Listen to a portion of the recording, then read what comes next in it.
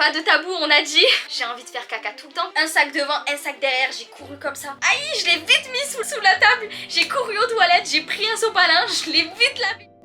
Aujourd'hui, on va parler d'un sujet important qui est les règles.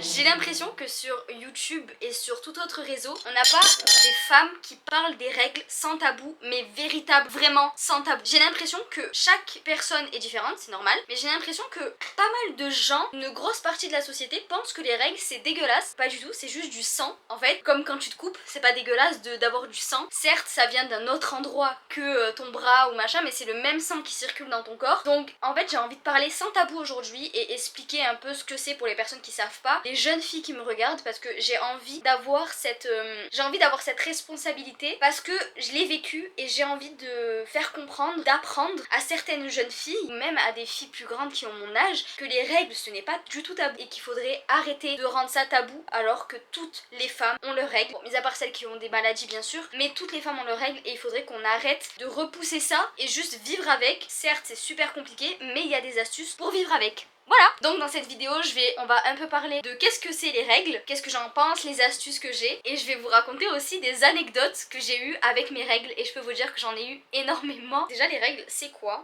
Les jeunes filles qui connaissent pas. Donc il y a deux façons de parler, j'ai pris des notes donc c'est pour ça que je regarde mon téléphone, pour pas vous dire de bêtises, non mais juste pour me rappeler les choses que je dois vous dire en fait. Putain j'ai 1%, c'est la merde. Tu peux appeler ça les règles, tu peux appeler ça les menstruations si jamais tu t'y connais pas trop. C'est des pertes de sang et de tissu provenant de ton utérus. Ton utérus c'est en bas, c'est la partie basse de ton ventre qui se produit tous les mois en général. C'est normal si t'es jeune et que ça vient pas chaque mois, c'est normal, c'est tes débuts, tout à fait normal. Mais quand même parle-en à tes parents ou va voir un spécialiste. Mais ça arrive tous les mois. Moi je sais que quand j'étais petite, je les ai eues très très jeunes, mes règles, je les ai eues à 10 ans. C'est extrêmement tôt et mon cycle n'était pas du tout régulier, mais pas du tout. Je les avais une fois tous les 3 mois, 4 mois et c'est vraiment au bout d'un an, 2 ans où j'ai commencé à avoir un cycle régulier. Après j'ai plus de cycle régulier du tout. Chaque femme n'est pas pareille. Il y a des femmes qui ont un cycle régulier, plus ou moins court. Parfois ça peut durer jusqu'à 3 jours, parfois plus, parfois une semaine. Si ça va plus d'une semaine, c'est vraiment des pertes de sang, de grosses quantités de sang, là il faut s'inquiéter. Mais si c'est une semaine et après ça commence à devenir des taches marron, c'est normal. Mais si t'as un doute, je suis pas du tout professionnelle sur ce sujet, je te donne mes conseils, mais si vraiment t'as un doute sur quoi que ce soit, n'hésite pas à en parler à quelqu'un, à en parler à ta famille. Essaye d'en parler à une femme si t'es plus à l'aise avec une femme, mais essaye d'en parler au moins et aller voir des spécialistes. Si jamais t'as honte d'en parler à tes parents, il y a des numéros, je peux te les mettre en description, et il y a des endroits où tu peux aller. Si t'habites en France, il y a le planning familial qui peut t'aider. Je crois que c'est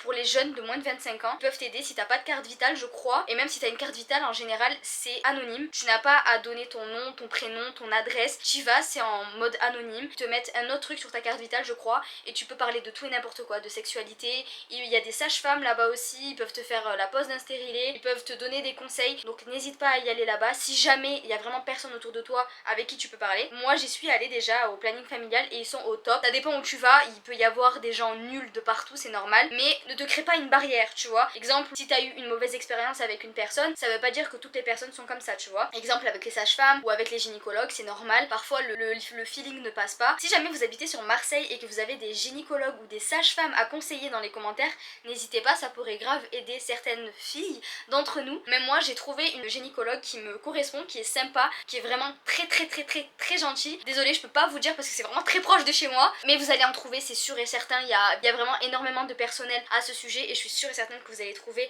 votre perle rare. Le seul point négatif, il y a toujours un point négatif quelque part, mais le seul point négatif de ma gynécologue, en fait elle prend tellement bien le temps pour les gens que elle dépasse sur ses horaires. Donc en fait quand vous avez rendez-vous à 10h, vous allez passer à midi, c'est sûr et certain, parce qu'en gros ma gynécologue elle est pas en mode c'est bon j'ai fait mon taf, tu te casses, tu vois. Elle fait son travail et en même temps elle prend soin de la personne. Vraiment elle est incroyable. Quand je déménagerai je vous donnerai son adresse si elle est encore là, parce qu'après elle est un peu vieille, je vais pas vous mentir, mais vraiment elle est très gentille. Voilà, je pense que vous allez trouver votre bonheur. Et comment ça arrive les règles? Tu peux regarder des vidéos à ce sujet. J'ai pas trop envie de m'avancer sur ce sujet pour te dire n'importe quoi, mais en gros de la faire au plus vite et au plus rapide.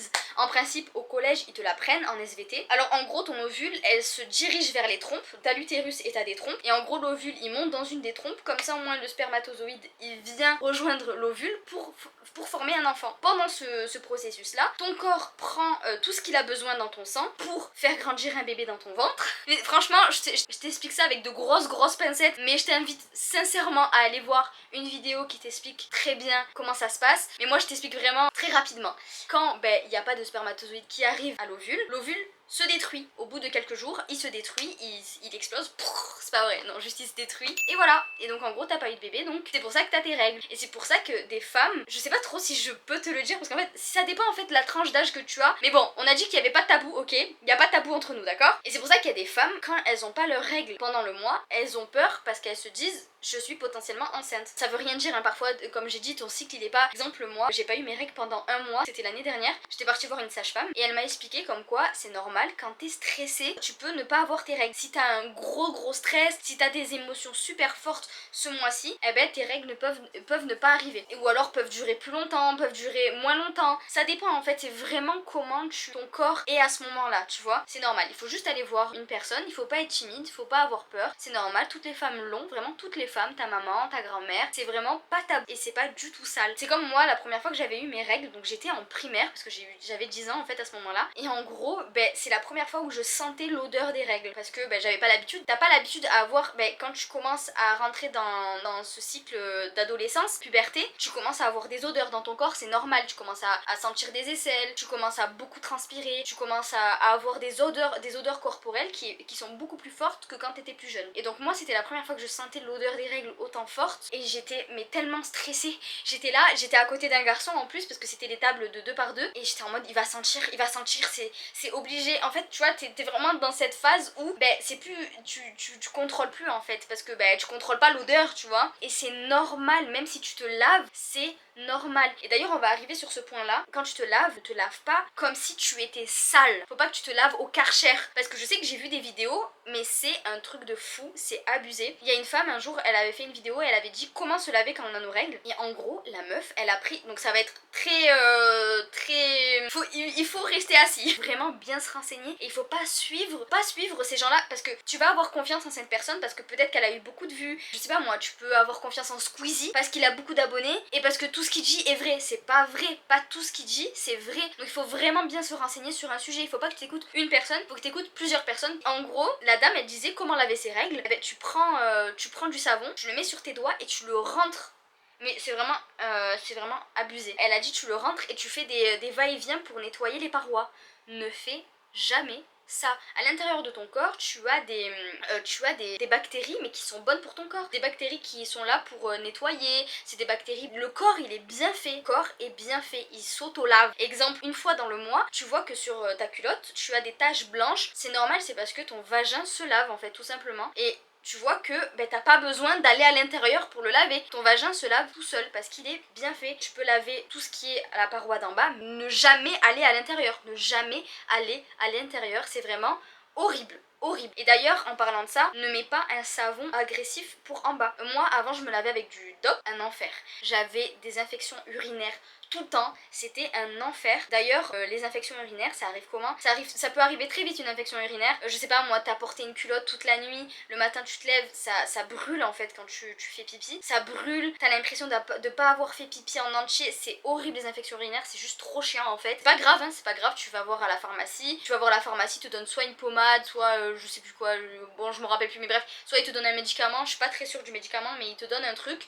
Et voilà, ça passe en 1-2 jours. Mais c'est vrai que sur le moment, les infections urinaires, c'est ultra relou, donc si tu peux les éviter, évite-les au maximum. Voilà, pour garantir une hygiène intime optimale, il est recommandé d'utiliser un savon intime ayant un pH proche de celui de la peau, c'est-à-dire entre 4,5 et 5,5. Un savon intime avec un pH trop élevé ou trop bas peut perturber l'équilibre du pH naturel de la peau, tu vois, t'as déjà un pH naturel, et entraîner des problèmes d'irritation. Donc voilà, donc ça peut entraîner les infections urinaires. Donc essaye de prendre un savon qui est bien pour ta peau, voilà, tout simplement. Ensuite, pour les serviettes hygiéniques, enfin je te conseille vivement de ne pas acheter des serviettes hygiéniques. Par contre, tu peux en acheter coton bio, mais bio.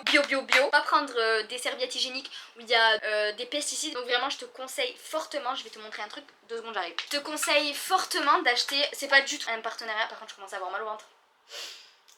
Parce que j'ai mes règles. c'est pour ça que je fais cette vidéo. Mais j'avais grave envie de te parler des culottes de règles parce que c'est vraiment la chose qui m'a changé la vie. J'avais déjà testé les culottes de règles, j'avais testé la marque Evenco. Comme on parlait des youtubeurs tout à l'heure, des influenceurs, comme quoi ils ont toujours raison. Il y a énormément de youtubeurs et de il y a énormément de youtubeuses qui font des partenariats avec Evenco. Je peux te garantir que moi mon flux il est très abondant. Moi ma quantité de sang elle est élevée, donc je perds énormément de sang pendant mes règles. Il y a des filles qui peuvent en perdre pas beaucoup, il y a des filles que ça dépend ce que t'as aussi. Si t'as un stérilet exemple en cuivre, ça va être encore plus abondant. C'est un enfer au quotidien, hein. C'est pour ça que j'ai énormément d'anecdotes sur mes règles et je voulais trouver à tout prix une solution parce que vraiment les serviettes hygiéniques c'est un enfer. Déjà aussi serviettes hygiéniques, je t'ai pas parlé des tampons parce que là jamais de la vie t'achètes des tampons, c'est vraiment de la merde. Je préfère 100 fois que t'achètes des serviettes hygiéniques que t'achètes des tampons. Et du coup pour revenir à mon anecdote, bah du coup j'avais passé de cap, j'avais acheté chez Evenco. Pourtant j'ai regardé sur le site, j'avais vraiment acheté des culottes pour le flux abondant parce que bah, j'ai un flux extrêmement abondant. J'en avais acheté deux parce qu'il y avait une remise, machin, bref j'en ai eu pour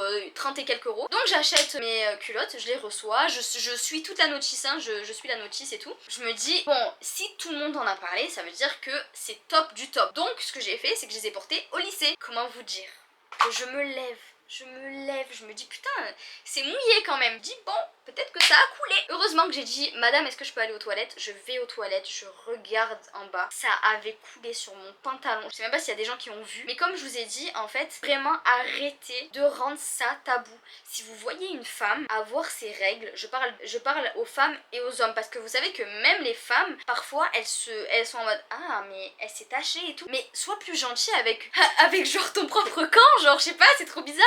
La femme elle s'est tachée, tu vas la voir, tu dis discrètement, tu dis excuse-moi je crois que t'es tachée et tout machin, est-ce que tu veux que je t'accompagne? Si t'as le temps hein, bien évidemment, tu vas pas non plus, mais si t'as le temps tu vas la voir, tu dis tu veux de l'aide et tout machin, si tu veux dans mon sac j'ai des serviettes hygiéniques. Faut être gentil avec les gens parce que c'est comme si tu te mouches, c'est comme si tu transpires, les gens qui ont des auréoles et tout, bah enfin il faut arrêter de dire ah mais le mec il est sale, la personne n'est pas sale, c'est juste son corps. Moi exemple l'été, mais je transpire, mais vous avez jamais vu ça, j'ai des gouttelettes qui coulent de mon front tellement j'ai chaud. Donc voilà, c'est pour ça qu'il faut pas se moquer de chacun et comme il est et il faut le respecter. Bref, je vais aux toilettes. Catastrophe. Ah non, c'est vraiment ce jour-là, c'était un calvaire. J'étais en panique parce que j'avais pas de serviette, j'avais rien sur moi, j'avais juste ma culotte en fait, tout simplement. Donc ce que j'ai fait, c'est que j'ai pris, c'est dégueulasse de faire ça, mais j'ai pris le sopalin qui était donné, vous savez, le papier toilette. J'ai pris le papier toilette à fond. J'ai mis le papier toilette, j'étais obligée. Heureusement, c'était ma dernière heure de cours, mais je sais même pas comment j'aurais fait. Je sais plus si c'était ma dernière heure de cours ou si j'étais rentrée chez moi et tant pis pour les cours, tu vois. Mais il y a tellement de fois où j'ai dû rentrer chez moi à cause des règles et j'ai même failli rentrer au bureau du principal parce que en fait j'ai l'impression que les gens dédramatisent les règles, dédramatisent trop en fait. Si moi je te dis que j'ai mal, c'est que j'ai mal, je vais pas te dire j'ai mal pour te dire j'ai mal, tu vois. Perso, comment ça se passe moi mes règles, j'ai mal au lombaire, j'ai envie, pas de tabou on a dit, j'ai envie de faire caca tout le temps parce qu'en gros ben, c'est comme si ça te prenait en fait à l'intérieur, tu vois. J'ai envie de faire pipi tout le temps, j'ai mal au ventre, j'arrive même pas à me concentrer en cours tellement j'ai mal, tu te lèves ça coule, en plus surtout moi c'est un flux abondant donc ça coule, t'es obligé de te changer toutes les heures, c'est un enfer. Quand je te dis j'ai mal, c'est que j'ai mal. Et vous savez qu'un jour on m'avait convoqué pour ça parce que j'avais beaucoup d'absence et apparemment c'était pas un motif de dire t'as tes menstruations, c'est pas un argument, d'accord. Donc j'ai été convoquée par une surveillante, vous savez, parce que chaque classe a un surveillant et en plus c'était une femme. C'est ça le pire, c'est que c'était une femme. Elle me convoque et tout et elle me dit oui mais tu sais que t'es pas la seule femme dans ce lycée, il y a beaucoup de femmes qui ont mal et pourtant elles viennent. D'accord, mais si elle réussit, même si elle s'oblige à venir parce que pour n'importe quelle raison, parce qu'elle a pas envie de rater les cours, parce qu'elle kiffe l'école, parce que ses parents lui mettent trop la pression, il y a plein de facteurs, d'accord, il y a plein de facteurs. Ou alors elle prend un médicament qui n'est pas du tout bon pour son corps. En fait, il y a plein de facteurs qui font qu'elle vienne à l'école. Moi, je ne prends pas de médicaments, je déteste les médicaments, je déteste n'importe quelle forme de médicaments. Même les Doliprane, c'est dur que j'en prenne, c'est vraiment très rare que je prenne un Doliprane. Mais c'est vrai que les médicaments, je prends jamais, mis à part quand je suis malade. Quand t'as tes règles, il faut bien se nourrir, mais bien se nourrir. Quand je dis bien se nourrir, c'est bien se nourrir parce que chaque mois, tout le fer que t'avais dans ton corps, il s'en va, d'accord? Il s'en va. Donc, il faut que tu bouffes du fer, mais comme t'as jamais vu ça. Du fer, épinards, quinoa, faut vraiment que tu ingurgites du fer.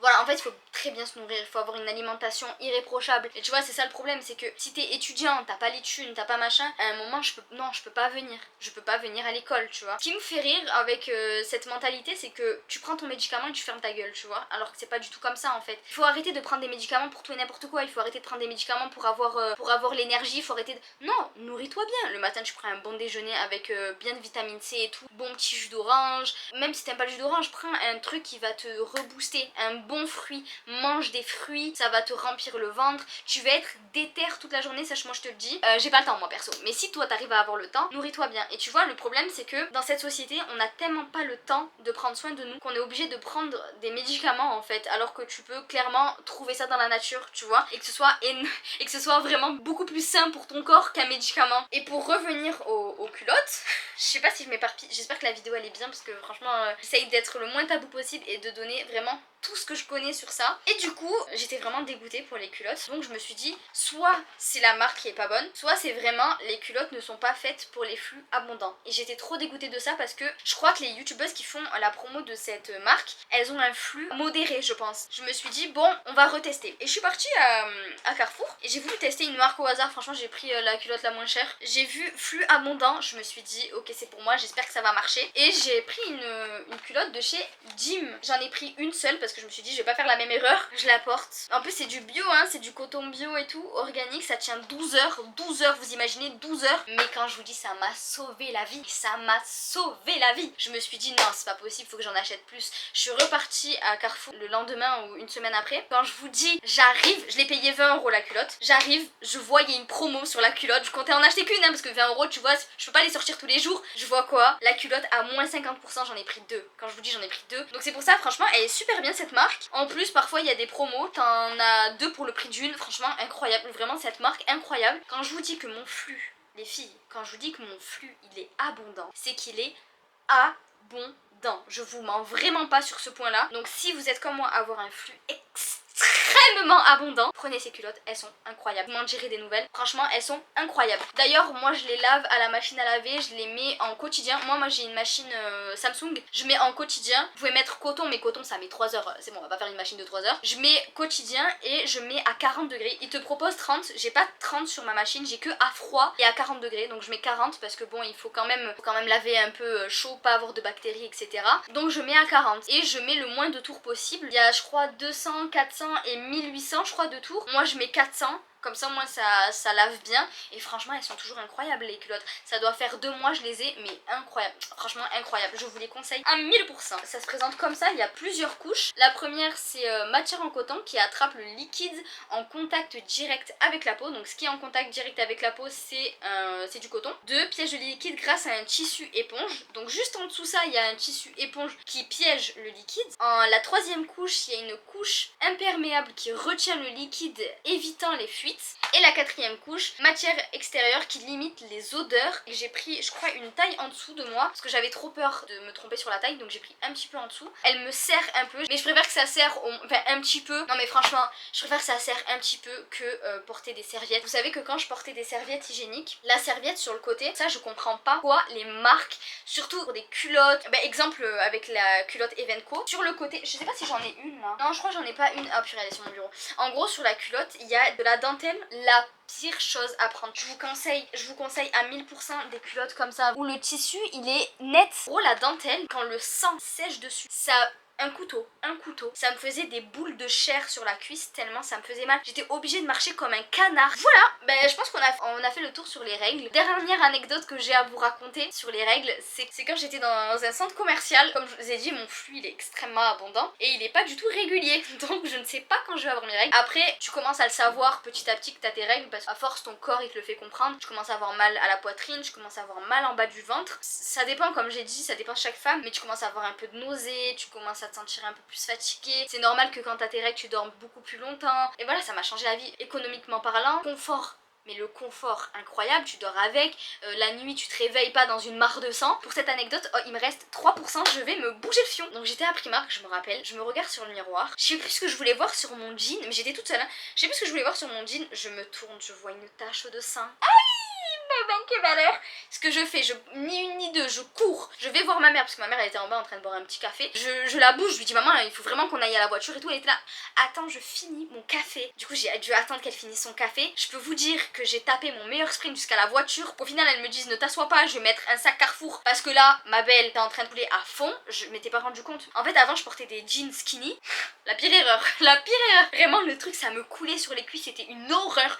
J'arrive chez moi, un sac devant, un sac derrière, j'ai couru comme ça jusqu'à chez moi. Vraiment une horreur ce jour-là, c'était waouh. Heureusement que ma mère avait la voiture parce que sinon je sais pas comment je serais rentrée chez moi. Et aussi je vous raconte pas toutes les fois où j'ai taché des chaises en cours, plein de sang. Un jour j'étais en cours de français, je me lève, je me dis putain ça coule et tout, j'espère que j'ai pas taché la chaise, je me lève, je vois la chaise tachée. Aïe, je l'ai vite mis sous la table, j'ai couru aux toilettes, j'ai pris un sopalin, je l'ai vite lavé. Oh je vous jure, j'ai jamais lavé à une vitesse folle, record de vitesse. Je vous jure, je l'ai lavé la chaise à un record caliente. Du coup voilà, n'ayez pas honte de vos règles, c'est normal, ça pue, c'est normal, c'est du sang, c'est normal, vous vous tâchez, c'est normal, c'est juste normal. Si jamais vous avez des conseils que j'ai pas dit dans cette vidéo, que je n'ai pas énoncé, n'hésitez pas à les dire dans les commentaires. Je vous fais plein de gros bisous et si vous voulez une deuxième vidéo en parlant des règles ou des choses tabous, je vous en parlerai avec volontiers.